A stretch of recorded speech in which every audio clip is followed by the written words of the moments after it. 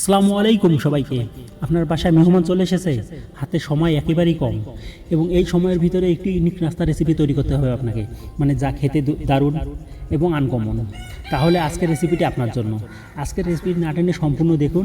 এই রেসিপিটা আপনার তৈরি করতে সর্বোচ্চ 15 থেকে 16 মিনিট সময় লাগবে, কিন্তু একেবারে আনকমন এবং খেতে এতটাই সুস্বাদু, আপনি যদি বাসায় একবার তৈরি করে খান তাহলেই বুঝতে পারবেন। এই রেসিপির জন্য আমি প্রথমেই নিয়েছি একটা ডিম। এই ডিমটা আমি প্রথমে ভেঙে নিয়ে কুসুমটা আলাদা করে নিয়েছি, তার সাথে অ্যাড করেছি পরিমাণ মতো চিনি। আপনারা যদি চিনি কম খান সেক্ষেত্রে কমিয়ে দিবেন, যদি বাড়িয়ে দেন সেক্ষেত্রে বাড়িয়ে দিবেন।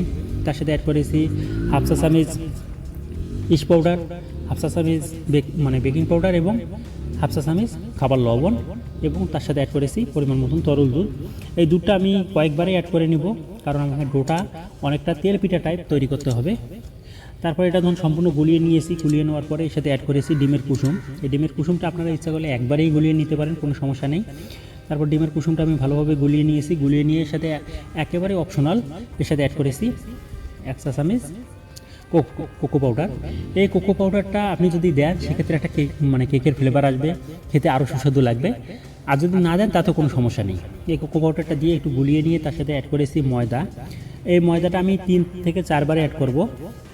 ময়দাটা একটু একটু করে দিব আর ডোটা তৈরি করব, কারণ এই ডোটা আমাকে অবশ্যই তেলপিঠা আকারে তৈরি করতে হবে, মানে তেলপিঠার থেকে একটু শক্ত শক্ত এই ডোটা তৈরি করতে হবে। দেখুন আমার ডোটা সম্পূর্ণ রেডি হয়ে গেছে। প্রয়োজন বোধে দুধটা 2 বার 3 বার 4 বারে দিয়ে আপনি ডোটা তৈরি করুন, কিন্তু ডোটা শক্ত করবেন না, আবার অতিরিক্ত নরম করবেন না। তারপরে এর সাথে আমি নিয়েছি 2টা চকো বিস্কুটের প্যাকেট, মানে চকলেট বিস্কুটের প্যাকেট নিয়ে এটা গুঁড়া করে নিয়েছি। গুঁড়া করা হয়ে গেলে এটা আমি প্রথমে একটা প্যান বসিয়ে নিয়েছি।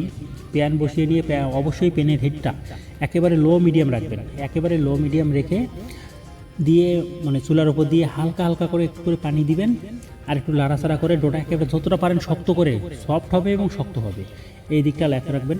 সফট হবে এবং শক্ত হবে, এটা যদি করতে পারেন তাহলে পিঠাটা আপনার আরও বেশি সুস্বাদু হবে। আর যদি এই ডোটা আপনি বেশি নরম করে ফেলেন সেক্ষেত্রে আপনার পিঠাটা হয়তো বা অতটা সুস্বাদু হবে না, বাট অনেকটা সুস্বাদু হবে।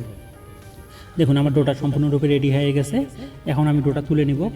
ডোটা তুলে নেওয়ার পরে আমি আরেকটা প্যানে প্রথমে গরম করে নিয়েছি, হালকা গরম করে নিয়ে একটু ঘি দিয়ে নিয়েছি। 1 চা চামচ ঘি দিয়ে এটা আমি মেজারমেন্ট কাপের হাফ মেজারমেন্ট কাপ দিয়ে এটা ঢেকে দিয়েছিলাম।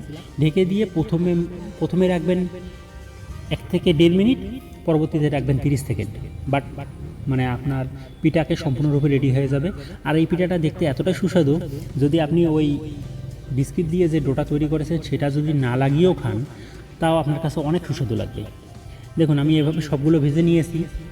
সবগুলো যখন ভাজা হয়ে গেছে তখন আমি এর সাথে অ্যাড করব বিস্কিটের ডোটা। এই বিস্কিটের ডোটা অ্যাড করার সময় একটু খেয়াল রাখবেন যাতে আপনার পিঠার চতুর্থ সাইডে ডোটা ভালোভাবে লাগে, এই দিকটা অবশ্যই খেয়াল রাখবেন। এই দিকটা খেয়াল রেখে যদি আপনি ডোটা পিঠাটা সম্পূর্ণরূপে রেডি করতে পারেন, রেডি করে কেটে পরিবেশন করতে পারেন, তাহলে যে খাবে এবং এত কম সময়ের ভিতরে এভাবে একটা নাস্তা তৈরি করা যায় সে আপনাকে রেসিপি জিজ্ঞাসা করতে বাধ্য হবে, এতে কোনো সন্দেহ নেই।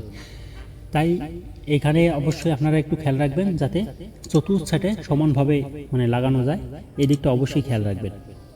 দেখুন আমি এইভাবে সবগুলো লাগিয়ে নিয়েছি, সবগুলো পিঠাতে এইভাবে ধীরে ধীরে লাগিয়ে নিয়েছি। যখন লাগানো হয়ে গেছে তখন আমি এটা কেটে পরিবেশন করেছি।